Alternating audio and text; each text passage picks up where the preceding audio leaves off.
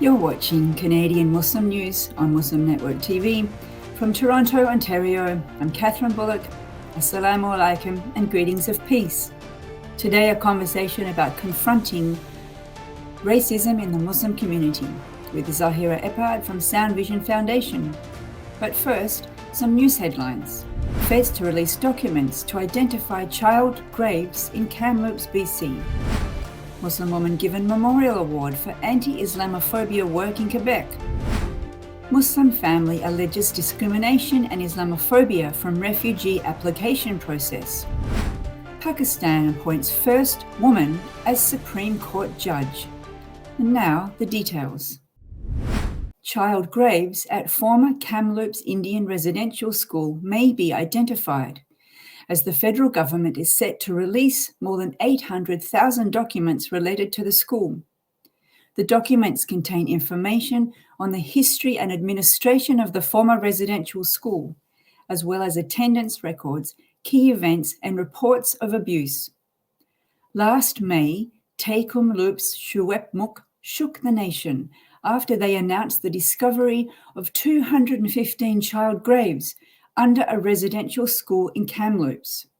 The First Nations leadership wants to review the documents and get a picture of what happened at Canada's largest former residential school. Sarah Abu Bakr has been given the Centre Culturel Islamique de Quebec, or CCIQ's Memorial Award this year, to recognise her efforts at creating dialogue between Muslims and others in Quebec. Abu Bakr works for the National Council of Canadian Muslims and is currently working on a master's thesis with McGill's Institute for Islamic Studies about Islamophobia in Quebec. The CCIQ Memorial Award was initiated in 2018 to remember the 6 men killed and 19 injured in the 2017 Quebec City Mosque shooting. The award recognises Muslims who encourage good relations between the different peoples of Quebec and Canada. A Muslim man is accusing a Canada Border Services Agency officer of discrimination and Islamophobia during their refugee application process. Atia El-Sarafi, a member of the Freedom and Justice Party during the Arab Spring, fled Egypt after the military coup in 2013. Upon arrival in Canada with his family, they made refugee claims. El-Sarafi says that his application stalled after an officer made link between his party and Morsi's Muslim Brotherhood, though neither can be found on Canada's list of terrorist organizations. The Council for Refugees told local media sources that there is no independent supervision of the Border Services Agency capable of investing claims like this one. Justice Aisha Malek took oath as a Supreme Court judge in Pakistan today, becoming the first woman in the country's history to reach the top court. She was sworn in by Chief Justice Gulzar Ahmed at a ceremony broadcast live by state media. Malek's elevation to the apex court, though historic, has sparked controversy in Pakistan. Many lawyers and judges opposed the move on the grounds that it violated the principle of seniority. She was declined an elevation in September and a repeat vote earlier this month. That's it for the news. And now our monthly check-in with Sister Zahira Eppard, who is the Director of Religious Education at Sound Vision, which is the same parent company that's doing our Canadian Muslim News. Welcome to the show, Sister Zahira. Assalamu alaikum. Wa alaikum assalam. How are you doing? Alhamdulillah. And how are you doing? Good, thank you. We are highlighting once a month an item that goes out in your weekly newsletter. And this week we're talking about confronting racism in the Muslim community. Why is it that you've chosen this topic at this time of year? I think it's a topic that we can explore anytime. Racism is prevalent in both of our societies in the whole of North America, where our audience is generally the Canadian and American Muslim family community. And we have to understand the issue and also understand how we as individuals can perpetuate it. One of the resources that you shared in the newsletter that caught my eye was a guide for white Muslims to talking about anti-Muslim racism in the community. And I think we should flag that you and I are both white converts to Islam, and therefore we don't have that lived experience. In fact, we probably still experience white privilege So can you tell us a little bit about how we as white Muslims can be drawing attention to the issue of racism? I think first we have to educate ourselves and understand that we have not lived the experiences that many people who have experienced oppression in our countries have. When we understand the histories better, we can understand how systems actually perpetuate racism, and also about how our own biases can even perpetuate that in our families. When I first converted to Islam in 1994, I had no real understanding of what discrimination and racism was. You know, you grow up in a white neighborhood, go to white elementary school, white high school. This is back in Australia where it's more homogenous. And then when I put on the scarf and I started to experience discrimination, it was quite a shock. But my understanding is from like Black converts or Indian converts or Sikh converts that even in spite of that, I still carry a white privilege. It's taken me a really long time to understand that, and it's possible that I still don't understand it. So one of the things I know about white people is they sort of don't understand racism. Can you just tell us about it in more detail? I think that's because our lived experiences are lived as what's called normal. Our speech, the things we reference, our humor, our uh, opportunities to think about things optimistically because we've not been kept from, reaching our full potentials is all wrapped up in white privilege. It takes quite a lot of unlearning for us to recognize how racism exists in every institution that we interface, and also how it creeps into our hearts. Prejudice is something that people experience all the time. It's about coming to conclusions about people without having a lived experience with them, and perpetuating those notions in a way that keeps them othered. So it's very important that we educate ourselves, and particularly important as parents, because parents pass on their beliefs and ideas and ways of life to their children.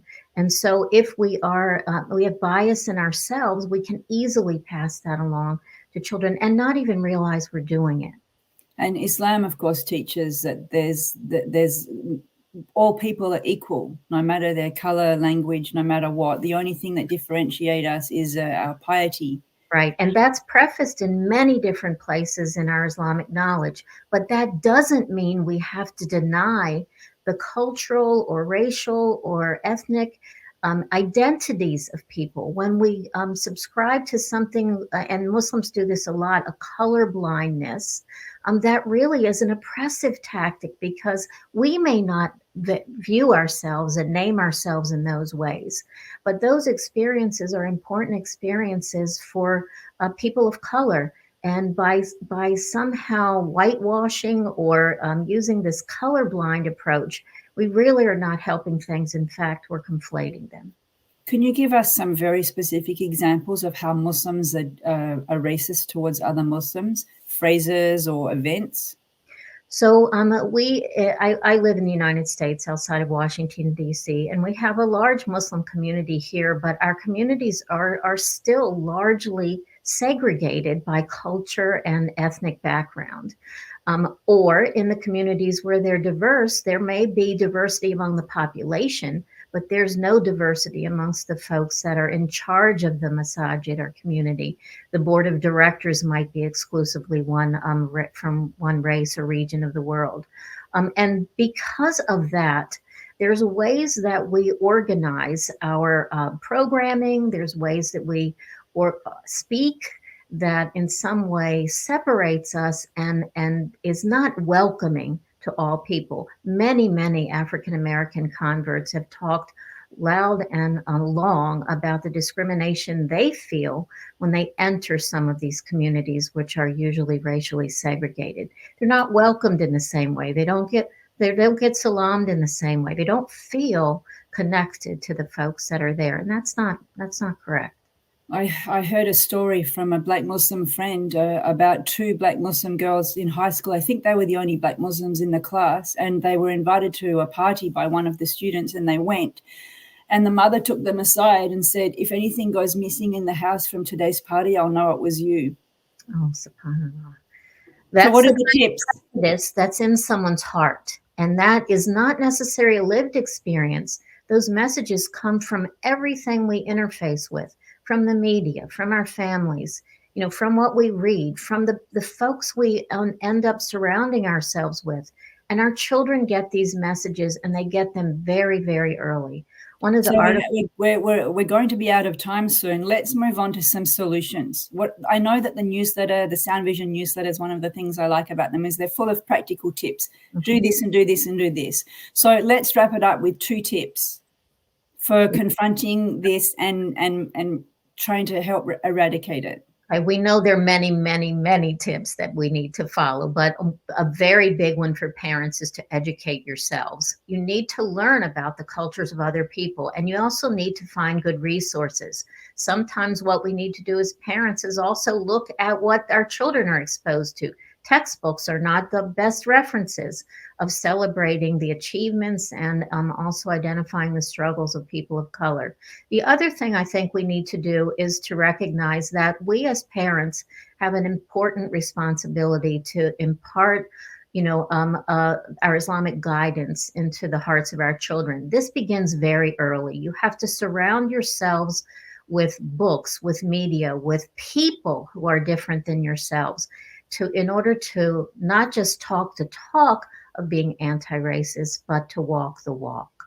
And those are 2 good tips for parents. What about a tip to wrap it up in 1 minute for ourselves, for our hearts that you mentioned? That involves recognizing the privilege that we have, trying to work hard to be an ally for oppressed people, making sure we're supporting the lifting of their own voices and their own stories. We don't have to tell these stories. We don't know them, but we have to recognize the need for them to be told.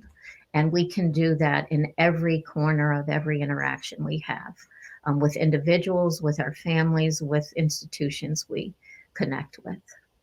So we advise the viewers, if they can, to hop onto their website and look at the newsletter. It's full of resources, full of tips. Thank you for highlighting this topic for us and coming on the show today. Okay, thank you for having me. Please keep reading. You've been watching Canadian Muslim News on Muslim Network TV. Stay tuned for the next episode. Share, like, and subscribe. Stay safe and God bless.